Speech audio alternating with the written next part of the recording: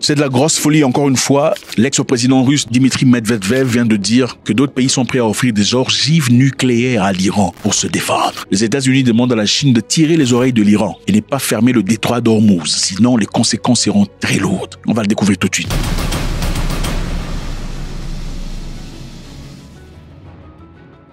Salut à tous les amis, c'est toujours avec beaucoup de plaisir. Merci infiniment d'être là. Avant de commencer, on va tous faire ça. Faites ça s'il vous plaît, ça ne vous coûte rien, ça nous fait du bien. Ok, c'est brûlant, c'est chaud, on va faire très rapidement. Question de savoir ce qui se passe un tout petit peu. Dmitry Medvedev a laissé entendre que d'autres pays pourraient fournir des ogives nucléaires à l'Iran en signalant un alignement stratégique renforcé. C'est-à-dire, vous savez, M. Medvedev et Poutine sont généralement comme deux policiers, le bon cop et le mauvais cop. Un bon policier, mauvais policier. Poutine étant le bon policier, généralement très tolérant et tout le bazar. L'autre est souvent le contraire, il est très chaud. Il est d'ailleurs celui qui récemment demandait qu'on jette une bombe nucléaire à l'Ukraine. Pensez-vous qu'il puisse dire de telles choses sans avoir consulté Poutine? Pour l'interrogation, sont-ils prêts à faire des choses pareilles? Le ministre des Affaires étrangères iranien est actuellement à Moscou en train de faire quoi? Pour l'interrogation. Les États-Unis ont appelé la Chine à intervenir diplomatiquement auprès de l'Iran, en l'encourageant de décourager toute tentative de fermeture du détroit d'Ormuz. Le détroit d'Ormuz, c'est là. Vous voyez, c'est très important comme espace. Les États-Unis, au lieu de parler directement à l'Iran, se sont adressés à la Chine, disant « Parlez à l'Iran pour pas qu'il ferme le détroit d'Ormuz ». Pourquoi c'est important ? Le détroit d'Ormuz est un passage maritime étroit mais crucial, situé entre l'Iran et le nord de Oman. Ceci est évidemment important. Pourquoi? Parce que regardez les pays que vous voyez là, ils sont les plus grands producteurs de pétrole dans le monde. Donc comme vous pouvez bien vous imaginer, le détroit d'Ormuz qui est tout petit là, par là passe chaque jour 20 à 30% de pétrole du monde, gaz naturel et liquéfié. L'impact évidemment, si l'Iran bloquait le détroit d'Ormuz, vous pouvez bien l'imaginer, il n'y aura pas de carburant, il n'y aura pas de pétrole. Pas de carburant veut simplement dire que le marché de votre pays va complètement changer. C'est évident. Le pain, le prix va hausser, la viande va hausser, la nourriture va hausser, le beurre, le fromage, tout ce que vous pensez seront extrêmement chers. Pourquoi? Parce qu'évidemment, chaque item a besoin d'être déplacé d'un endroit à un autre. Depuis les dépôts à la boutique, depuis la boutique au client peut-être. Alors ce déplacement se fait par quoi? Ça se fait par voiture. La voiture a besoin de quoi pour fonctionner? De carburant. Et s'il n'y a pas assez de carburant disponible, qu'est-ce qui se passera? Le prix du carburant va hausser. Et cela créera une inflation et des conditions extrêmement difficiles pour beaucoup de pays. Alors pourquoi on dit ça? Le Parlement iranien, les amis, le 22 juin 2025 a adopté une résolution non contraignante demandant la fermeture du détroit d'Ormuz en représailles aux frappes américaines sur les sites nucléaires. Donald Trump a dit, comme dans un film de cinéma, « Nous avons frappé, nous avons détruit. Les États-Unis est l'armée la plus forte du monde et puis ils sont tous celui qui ose frapper, il verra. » Il se retournait et est parti, espérant que l'Iran ne réagisse. Vous savez, généralement, les bullies, comment on appelle bullies en français, les intimidateurs, généralement font face aux gens qui sont facilement intimidables. Aussitôt qu'ils rencontrent une personne capable de représailles, ils sont souvent déstabilisés, ne savent pas comment réagir. Alors, personne ne s'attendait à une réaction de l'Iran. Les États-Unis frappent aujourd'hui, demain on leur dit les frappes n'ont pas vraiment été aussi adéquates que vous le pensiez. Le lendemain on dit nous aussi on va fermer le détroit d'Ormuz. Le Parlement a signé, on attend seulement maintenant la signature du leader suprême pour bloquer les choses. Alors comme je le disais précédemment, la région du Golfe Persique détient près de 50% de réserves pétrolières mondiales prouvées, avec des pays arabes tels que l'Arabie Saoudite, l'Iran, l'Irak, les Émirats arabes, ainsi jouant un rôle très important à l'exploitation. Historiquement parlant, ça s'est déjà passé à quelques reprises dans le passé, où l'Iran avait décidé de déranger, ils ont les moyens de déranger les bateaux qui passent là. C'est à peu près 33 km de distance. Ça pourrait être catastrophique. D'ailleurs, pour vous dire en réalité, le prix du pétrole aujourd'hui a haussé de 2%. Donc si vous êtes malin, je vous encouragerais à aller stocker, allez stocker, parce qu'on ne sait pas combien de temps ça va durer. Allez stocker. Alors, les États-Unis ont demandé à la Chine de discuter avec l'Iran, afin que l'Iran n'adopte pas cette résolution, de peur qu'il y ait quelque chose n'arrive. La question qu'on se pose ici, c'est quoi?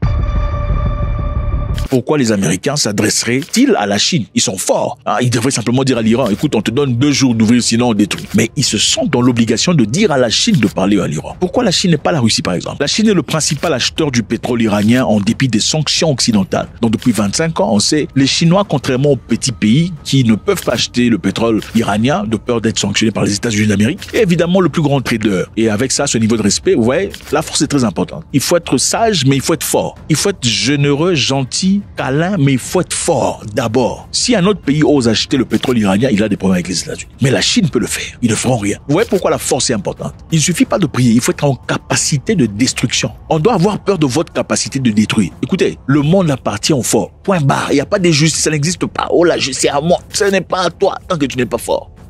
Si tu n'es pas fort, ce n'est pas à toi, c'est à tout le monde. Un homme faible voit des étrangers venir toucher les fesses de sa mère devant son visage, si pas de sa femme. Parce qu'on sait qu'il est faible. On demande à la Chine d'intervenir, va parler à l'Iran, sinon voilà, ça sera compliqué.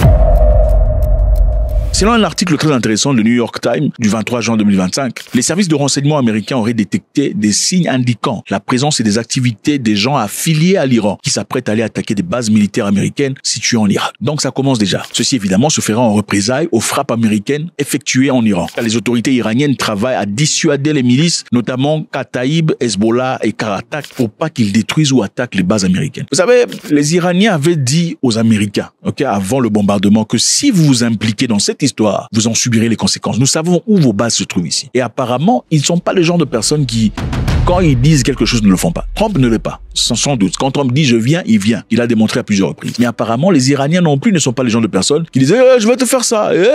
Mais quand il est temps de faire, si tu franchis là, ils sont pas comme ça. Les choses empirent, c'est évident. Le département d'État américain a émis une mise en garde mondiale invitant aux citoyens de faire preuve de prudence active. Les Américains, faites preuve de prudence. Si tu as un passeport américain, même si tu es africain. Mais bon, si on vient devant toi, tu dis non, je suis pas américain, tu sors ton accent. Mais bref. Sérieusement, faites preuve de prudence parce que ce qui vient se passer ici, nous sommes devenus ennemis de tout le monde. Voilà pourquoi je dis, c'est un peu comme tu vois ton ami se battre avec un fou. Quand je parle de fou, je parle de quelqu'un de malade dans la tête. C'est peut-être un gangster, il fait partie d'un gang, un truc comme ça. C'est vrai que c'est ton camarade, mais tu ne sais pas pourquoi ils se battent. Quelle est la meilleure chose à faire? Il faut retirer ton ami. Écoute mon cher, non, il ne faut pas te battre. Il y a des combats dans lesquels on saute, il y a des combats où on retire l'ami. Donc, le gangster ici étant l'Iran, les États-Unis voulant protéger son ami Israël, sachant que l'Iran est folle, parce que eux-mêmes disent que l'Iran sont sponsors du terreau machin dans le monde. Si vous pensez qu'ils sont sponsors du terreau machin, pourquoi aller entrer dans une histoire qui ne vous regarde pas directement? Parce que l'Iran a dit, si vous osez, nous, on va vous frapper. Et apparemment, ils n'étaient pas en train de plaisanter ou de baratiner, parce qu'ils sont, les services de renseignement américains ont commencé à renseigner. Ils ont dit, nous voyons les activités se passer. Et en attendant, maintenant, on voit les Irakiens, en tout cas les autorités, en train de faire tout ce qu'ils peuvent, dépêcher les gens pour pas que ces gens-là fassent des histoires. Trump serait-il quelque part en train de regretter son action? Point d'interrogation. Le ministre iranien des Affaires étrangères a fait un voyage en Russie pour aller discuter. Ah oui, juste après le bombardement, ils sont partis. Vous savez, la Russie et l'Iran ont des accords. Et leurs accords, généralement, sont des accords d'échange de technologie, des sciences, d'entraînement ensemble, tout le bazar. Mais ce ne sont pas des accords tels que l'accord entre la Russie et la Biélorussie, la Russie et la Corée du Nord, qui sont des accords, évidemment, qui, au cas où l'un de ces participants était attaqué par une force étrangère, l'autre serait dans l'obligation de réagir immédiatement. Un peu égal à ce que vous voyez avec l'OTAN. Alors, serait-il parti immédiatement, un jour après le bombardement, dans l'objectif de upgrade, de faire une mise à jour de cet accord? Point d'interrogation. Je vous rappelle encore une fois ici que l'ex-président russe a dit que d'autres pays, d'autres nations sont en capacité de fournir des ogives nucléaires à l'Iran. Est-ce la réalité qui se passe? L'objectif du voyage, évidemment, est de renforcer le partenariat stratégique Iran-Russie. Aussi remettre une lettre du guide suprême Khamenei à Vladimir Poutine. Coordonner une réponse diplomatique aux frappes américaines. Discuter des négociations nucléaires en cours avec les États-Unis. Donc c'est ça. On rappelle encore une fois ici, je pense que c'est important. Après les frappes de Trump, certains rapports disent que les frappes n'ont pas été aussi parfaites, aussi destructives qu'on l'attendait. Aussi, on dit qu'il y a des éléments de renseignement qui renseignent des images satellitaires qui demandent la présence de plusieurs camions autour des sites nucléaires le jour d'avant les explosions. Et aussi, on fait un rapport disant, on ne sait pas où se trouve l'uranium enrichi en ces moments-ci et qui serait déplacé le jour d'avant. Qu'est-ce qui va se passer après? Faites-moi savoir ce que vous en pensez, c'est toujours avec beaucoup de plaisir. Benjamin Netanyahou sera arrêté et j'étais en prison.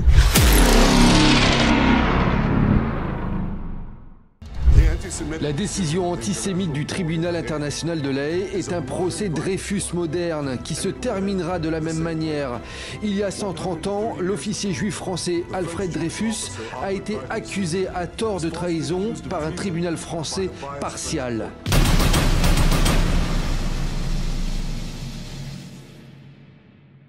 Ok, c'est toujours avec beaucoup de plaisir. Commence à faire noir ici, mais comme je vous aime tellement et que voilà, ça n'arrête pas, hein, pour dire la vérité, c'est même pas parce que je vous aime, hein, c'est parce que ça s'arrête pas.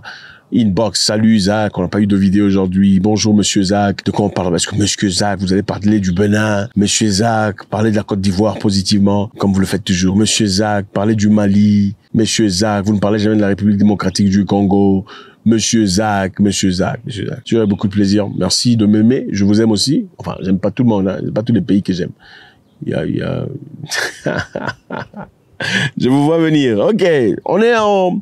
voilà, le monsieur Benjamin Netanyahou a été finalement face à la musique que personne n'aime. Voilà, on s'est exprimé ouvertement en disant que monsieur Netanyahou doit être arrêté et jeté en prison. Ou avant ça, au moins, voilà, emmené en justice. Ce sont des choses que personne n'attendait, des choses que personne n'estimait possibles, n'est-ce pas? La ICC l'a dit, c'est-à-dire, on s'est exprimé ouvertement. Je peux également confirmer aujourd'hui que j'ai des motifs raisonnables de croire, sur la base des preuves recueillies et examinées par mon bureau,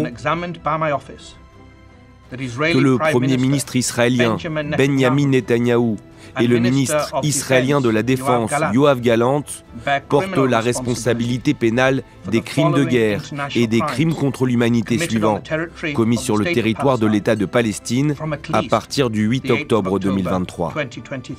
Joseph Borrell, qui est le représentant numéro 1 de l'Union européenne, dans ce domaine-là, l'a dit ouvertement. Suivez. I will be very sober in my comment. It is not a political decision. It is a decision of the International Court of Justice. And the decision of the court has to be respected and implemented. Regardez-la très attentivement. Il est en train d'aplatir le terrain pour dire ce qu'il a à dire. C'est-à-dire, excusez-moi, je voudrais que vous me compreniez bien. Il essaye de ne pas dire ce qu'il ne faut pas dire. Parce qu'évidemment, on a réalisé qu'avec le temps, c'est pas à tout le monde qu'on s'adresse. Hein. On peut critiquer, mais on ne critique pas tout le monde. C'est malheureusement ça la vérité. Monsieur Joseph Borrell comprend très bien le système. Voilà pourquoi il doit dire les choses très simplement et de manière le plus neutre possible. Suivez. So I take note of the decision of the International Criminal Court to issue arrest warrants from Prime Minister Netanyahu, the former Minister of Defense Mr. Gallant, and the Hamas leaders, Dave. This decision is a binding decision, and all states, parties of the court, which include all members of the European Union, are binding to implement this court decision. Et si vous remarquez, l'ICC n'a pas seulement donné de mandat d'arrêt à M. Netanyahou, il a fallu aussi donner un mandat d'arrêt à M. Mohamed Defi pour crimes de guerre et autres personnages à Gaza et parmi Hezbollah. Pourquoi? Évidemment, ils sont coupables. Numéro 2, sont-ils peut-être pas coupables, mais doivent être cités, sinon ça donnerait l'impression qu'on condamne Israël. Sont-ils coupables? Voilà pourquoi ils méritent de faire partie de la liste. Ou ne sont peut-être pas coupables? Il fallait trouver des gens pour équilibrer la notion. Point d'interrogation. Parce qu'encore une fois, on ne peut pas dire n'importe quoi quand il s'agit de certaines personnes, de certaines personnalités, de certaines nations. C'est comme ça dans la vie.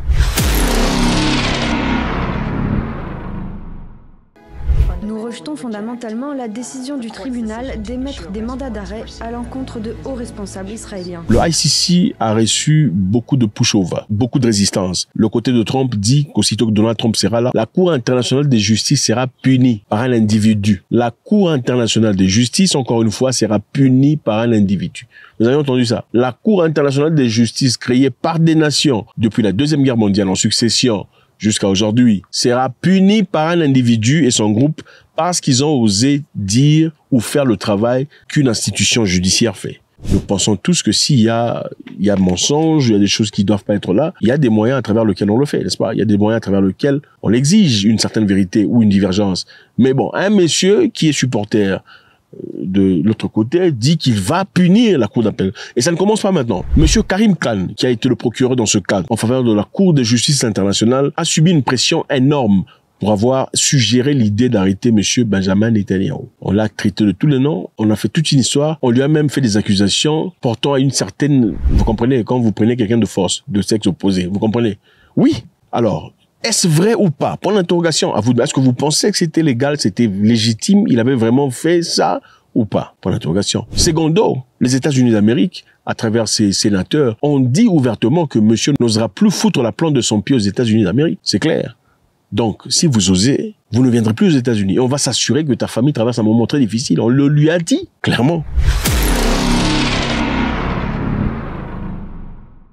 America should punish the ICC and put Karim Khan back in his place. And if the ICC is allowed to threaten Israel's leaders, we know that America will be next. Alors, qui est M. Karim Khan? M. Karim Khan a été légué, évidemment, depuis très longtemps. Il a eu une opportunité dans le passé de condamner aussi M. Poutine, qui avait été accusé de prendre des enfants de force, des enfants en Ukraine, pour les transférer en Russie illégalement. C'était inacceptable. Ces enfants russophones avaient été transférés en Russie, d'après les Russes, pour des raisons légitimes. Peut-être qu'ils voulaient les protéger. D'après eux, c'était pour les enlever du terrain de guerre et les placer dans un endroit plus sain, pour pas qu'ils succombent aux délinquances militaires. La Cour de justice internationale avait déclaré M. Poutine sujet à un arrêt international où il foutrait la plante de son pied. Today, 17th of March 2023, the International Criminal Court has issued 2 warrants of arrest in the Ukraine situation for Vladimir Putin, President of the Russian Federation, and for Maria Lvova-Belova for the alleged war crimes of deportation of children from Ukrainian occupied territories into the Russian Federation. Je vous rappelle que pendant un temps, Poutine n'a pas bougé du tout. Poutine, qui était censé partir en Afrique du Sud pour faire partie de la réunion de BRICS, était obligé d'envoyer Sergei Lavrov pour aller le représenter. Mais c'est pas parce que Poutine avait peur. Parce qu'évidemment, qui arrêterait Poutine? Écoutez, on va vous écrabouiller, ça sera Satan 2 sur vos têtes. Mais on l'a pas fait. Pourquoi? C'était pour protéger l'intégrité de l'Afrique du Sud, qui était signataire aussi jusque-là de ce papier. Donc pour pas que l'Afrique du Sud paraisse faible et inadéquat, il a fallu que Poutine ne parte pas en Afrique du Sud en envoyant Sergei Lavrov pour le représenter. Il a fait ça pendant un temps. Alors, quand on a fait ça, tout le monde a acclamé. Quand on a dit que Poutine était sujet à un mandat d'arrêt international, écoutez ce que les gens disaient.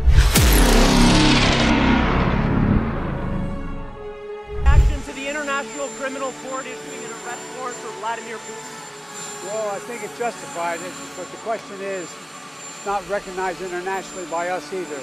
But I think it makes a very strong point.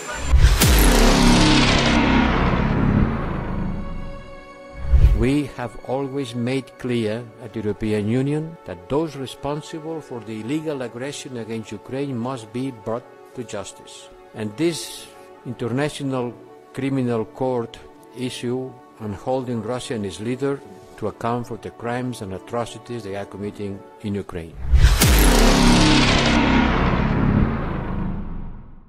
It is so important that ICC should arrest warrant to President Putin with suspicions in this terrible war crime of children deportations. A special tribunal should be established without delay, and the EU needs to play the leading role in implementing what this parliament is demanding. Justice is coming, Mr. Putin. Tout le monde était content, tout le monde était joyeux, manifestement. Parce que c'est Poutine, en fin de compte. On l'aime pas. Okay? Comme on l'aime pas, il peut partir les griller en prison. Mais bon, ne dit-on pas que la loi n'a pas de couleur, il n'a pas de préférence. Poutine ou pas, qui que ce soit, ou se présente à faire des choses qui sont inadéquates, devrait subir la même loi. Sinon, ce n'est plus une loi, mais une préférence, n'est-ce pas? Alors, monsieur a été intimidé. Au-dessus de lui, c'est-à-dire le secrétaire général des Nations Unies, a aussi été intimidé parce qu'il n'a pas mentionné, d'après eux, Hezbollah. Même les Américains eux-mêmes ont dit qu'ils allaient faire subir à ces personnes-là les choses les plus dures. La Cour pénale internationale a outrepassé son autorité et créé un dangereux précédent après ses demandes de mandat d'arrêt contre le Premier ministre israélien Netanyahou et le ministre israélien de la Défense, Gallant, aux côtés des terroristes du Hamas.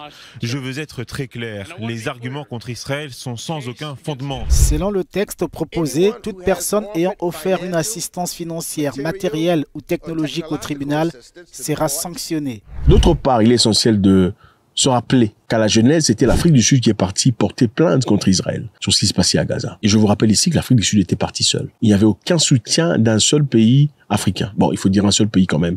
C'était le président Harare de Namibie qui a soutenu l'Afrique du Sud.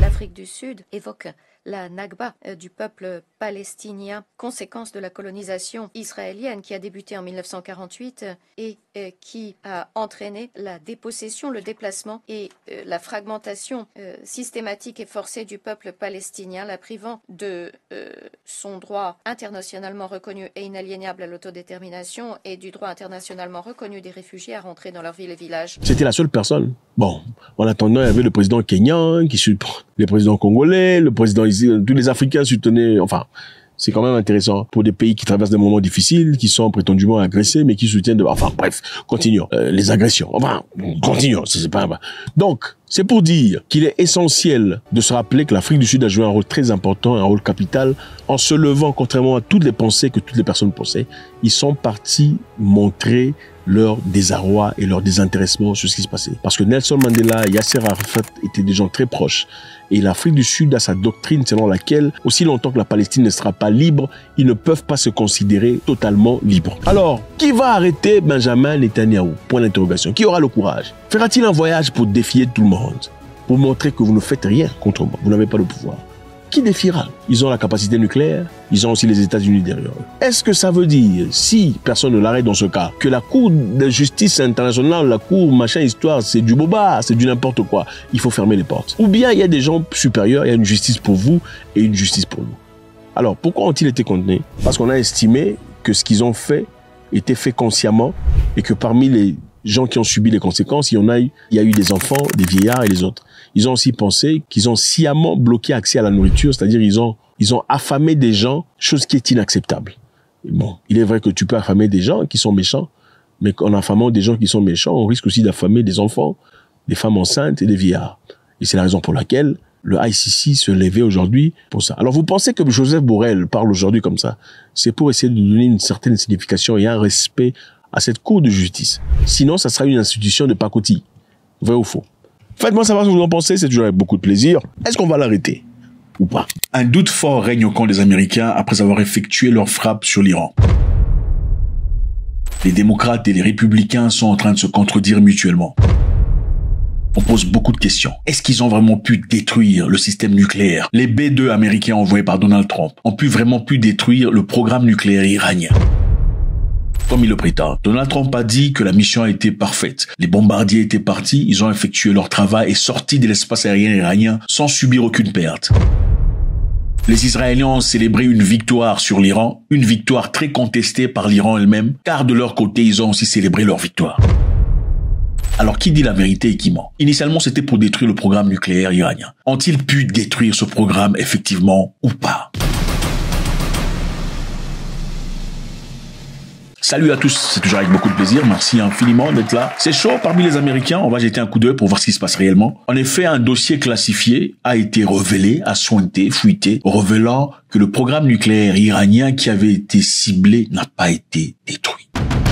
C'est choquant, c'est bouleversant, surtout après que Trump eut pris la décision ultime d'aller bombarder l'Iran avec les B-2, moyennant leur missile spécial, les Bunker Buster, et en fin de compte, à savoir qu'ils n'ont pas été en capacité de détruire convenablement ce programme. C'est une grande honte. Le rapport classifié de la Defense Intelligence Agency, transmis à un lanceur d'alerte à la presse, révélerait que seules les parties supérieures des sites Fordo et Natanz auraient été détruites par les bombes américains et les missiles israéliens. C'est-à-dire, autant le grand bravado nous avons vu, une opération impressionnante, les résultats n'ont pas été à la hauteur de la publicité. Les frappes auraient plutôt scellé les entrées de certaines installations sans détruire les bâtiments souterrains. Plus surprenant encore, les centrifugeuses principales seraient toujours en état de marche. Waouh! On rappelle que le frappe aurait plutôt scellé les entrées, mais les installations intérieures n'ont pas été détruites. Imaginez-vous un peu, vous faites un coup à une personne espérant le faire tomber complètement, il tombe pas. Il vous regarde sans réagir. Que faites-vous? Surtout si on avait peur de vous. Rappelez-vous, Bunker Buster, c'est une spécialité américaine. Les Israéliens en avaient besoin parce qu'ils en ont pas. Okay? Donc, tout le monde s'attendait que, en lançant les Bunker Buster, ce serait chèque et mat. Donc, le programme est fini. Monsieur Trump lui-même a dit ouvertement, nous avons oblitéré le programme iranien. C'est fini. On n'en parlera plus. Et maintenant, pas les Iraniens, mais les Américains eux-mêmes commencent à douter, disant, écoutez, fuite de renseignements suggérant que les plantes nucléaires n'auraient pas été détruites. Et aussi, parlons de 400 kg d'uranium enrichi. Personne ne sait où ça se trouve. Certaines personnes suggèrent qu'ils auraient été déplacés avant les frappes. D'autres personnes pensent qu'ils auraient été déplacés dans d'autres sites souterrains. Donc il y a une confusion totale. Les amis, il y a eu justement réaction de la porte-parole de la Maison-Blanche, Caroline Leavitt, qui a confirmé elle-même l'authenticité du rapport qui a fuité. Elle n'a pas nié, elle a confirmé, mais a déclaré qu'il était tout à fait erroné et classé top secret et ne pouvait pas être divulgué. Donc, elle a confirmé que le rapport que vous avez reçu est vrai, mais je ne peux pas en parler de plus parce que c'est top secret, en d'autres termes. Je recommence là. Elle a dit le rapport que vous avez reçu là est vrai. Ce n'est pas des faussetés, mais c'est top secret, on ne peut pas en parler. La porte-parole de la Maison-Blanche a réagi en disant que cette fuite était une tentative évidente de rabaisser le président Trump et de discréditer les courageux pilotes qui ont parfaitement exécuté leur mission pour détruire le programme nucléaire iranien. Donc, pour elle, l'objectif de cette campagne, c'est pour discréditer M. Trump. Ça n'a absolument rien à voir avec le fait sur terre et aussi décourager les pilotes qui ont effectué un travail extraordinaire. Est-ce vrai ou pas? Ou bien ça paraît pour vous un peu comme une justification politique. Vous êtes parti, sans l'autorisation du Sénat, aller attaquer un autre pays, complètement souverain, dans l'espoir de bombarder ou d'oblitérer complètement un programme que vous n'aimez pas, mais en fin de compte, vous n'en avez pas été capable. Ça fait la honte, n'est-ce pas? Ça fait grandiose. Mais écoutez, j'ai finalement fini le problème. Okay? Je suis parti, j'ai bombardé comme Trump le faisait en vidéo, n'est-ce pas? Les États-Unis d'Amérique. Aucune armée au monde n'aurait pu faire de telles histoires. Aucune armée. Je remercie. Vous voyez un peu le jeu. Ce soir, je peux annoncer au monde entier que les frappes ont été un succès militaire spectaculaire. Les principales installations d'enrichissement nucléaire de l'Iran ont été complètement et totalement anéanties. L'Iran, le tyran du Moyen-Orient, doit désormais faire la paix. S'ils ne le font pas, les futures attaques seront bien plus importantes et beaucoup plus faciles. Aucune armée au monde n'aurait pu faire ce que nous avons accompli ce soir, même de loin. Il n'y a jamais eu d'armée capable de faire ce qui s'est produit il y a à peine quelques instants. Après avoir fait ça, plutôt on te dit non monsieur, vous n'avez pas atteint l'objectif. La cible est toujours vivante. Ça fait un peu genre.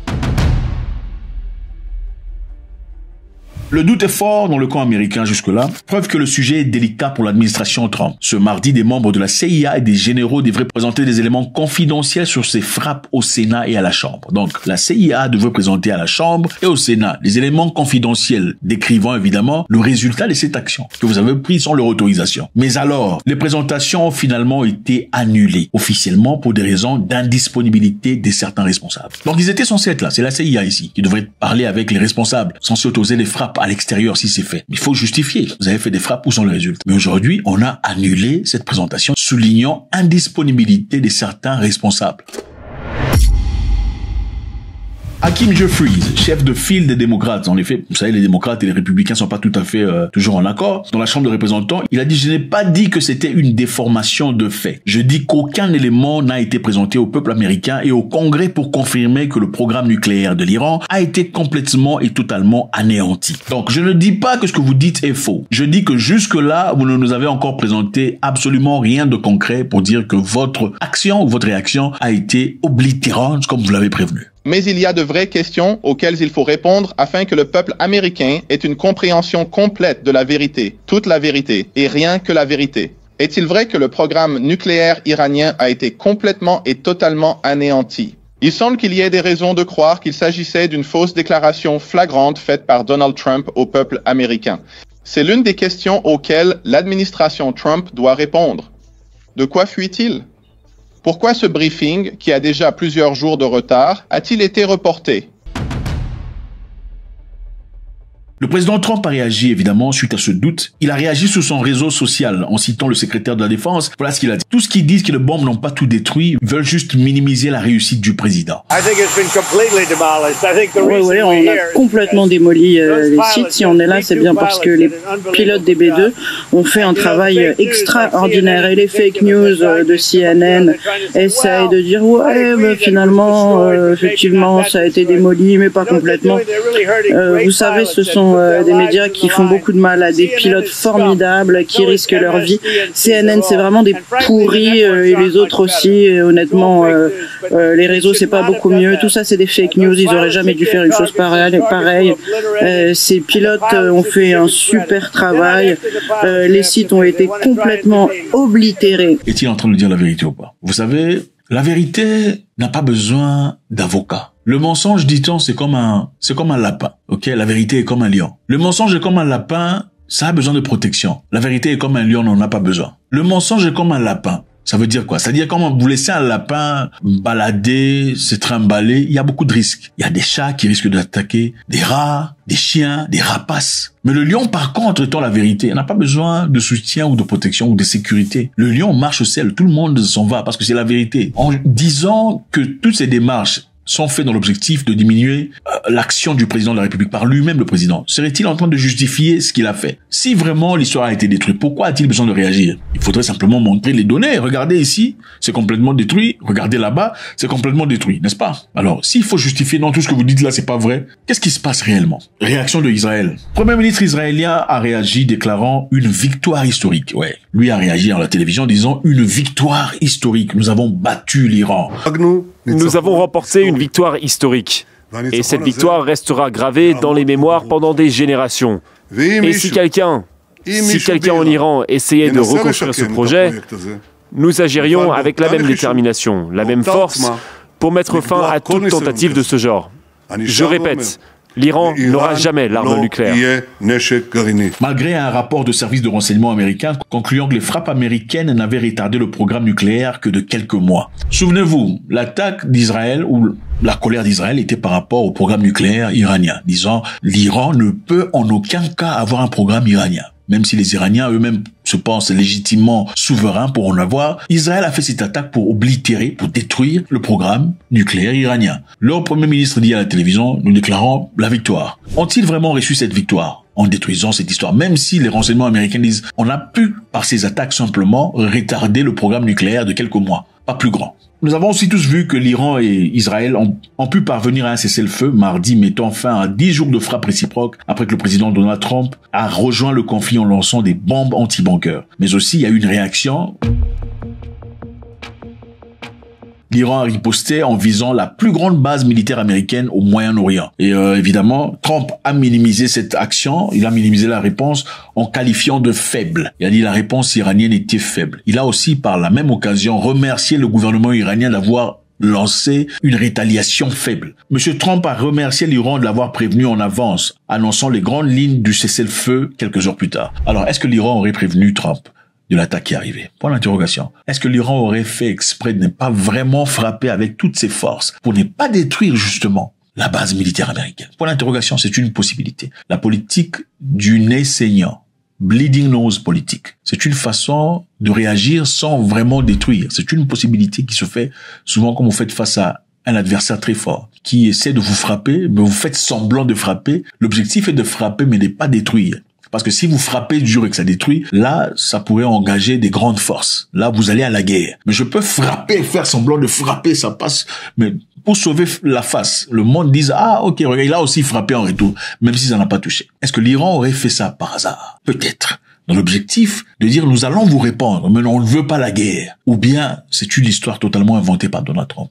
Donald Trump a signalé en disant que l'Israël et l'Iran sont presque venus simultanément demander un cessez-le-feu. Mais l'Iran a réfuté, rejeté ce fait, disant c'est Trump qui est venu presque en suppliant qu'il y ait un cessez-le-feu entre les deux. Faites-moi savoir ce que vous en pensez. Est-ce que vous pensez qu'ils ont accompli leur mission? Les États-Unis et Israël, qu'ils ont accompli leur mission. Est-ce que vous pensez que cette histoire a ramené l'Iran à quelques semaines en arrière par rapport à son programme nucléaire? Est-ce que vous pensez que l'Iran a le droit d'avoir un programme nucléaire ou pas? Est-ce que vous pensez que la Russie a joué un rôle important ou un rôle déterminant dans cette histoire? Faites-moi savoir ce que vous en pensez. Je vous rappelle aussi que M. Vladimir Poutine a signalé, il a appelé personnellement, comme il l'a dit, le président américain, le premier ministre iranien, disant que le programme nucléaire que vous comptez attaquer, il s'y trouve des scientifiques et des savants russes qui sont en train de travailler en collaboration avec les Iraniens. Nos spécialistes travaillent à Bushehr.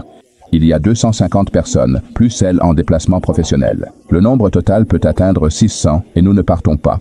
N'est-ce pas un soutien? Eh bien, l'Iran ne nous a pas demandé d'autres formes de soutien. C'est une façon subtile de dire, ne mettez pas nos humains à nous en danger parce que vous avez besoin de détruire ce programme. Il a répété le programme nucléaire que font, où sont engagés les Iraniens. C'est en collaboration avec des scientifiques russes. Donc, pendant que vous bombardez, faites attention. Étant donné la gravité de la situation, seriez-vous prêt à fournir à l'Iran de nouveaux types d'armes afin qu'il puisse se défendre contre des frappes israéliennes?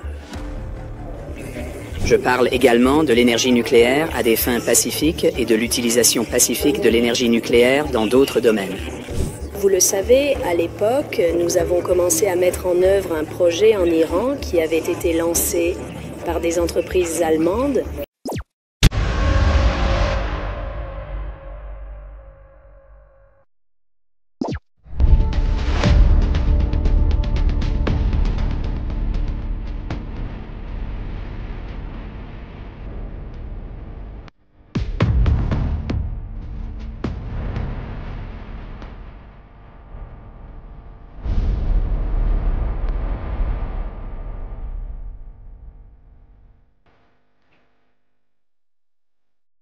Les Américains ont toujours des justifications. Ils ont toujours des campagnes de désinformation avant d'aller attaquer un pays. Les partisans ne veulent pas voir l'Iran posséder une arme nucléaire. Personne ne pense que c'est acceptable. Les gens qui ne veulent pas, je ne veux pas me battre non plus. Je ne cherche pas la confrontation. Mais s'il faut choisir entre se battre et les laisser avoir une arme nucléaire, il faut faire ce qu'il y a à faire. Bouillant, il s'élève sans broncher contre Donald Trump, suivant ce qu'il a à dire. Ne mettra à personne face à l'imposition. Et bien sûr, les Américains, ceux qui connaissent la politique de cette région, savent que l'intervention de l'Amérique dans cette affaire est à 100% à leur détriment. Ce qu'ils subiront à cet égard sera bien plus important que ce que l'Iran pourrait subir. Les dommages que l'Amérique subira si elle intervient militairement dans ce domaine seront sans aucun doute irréparables.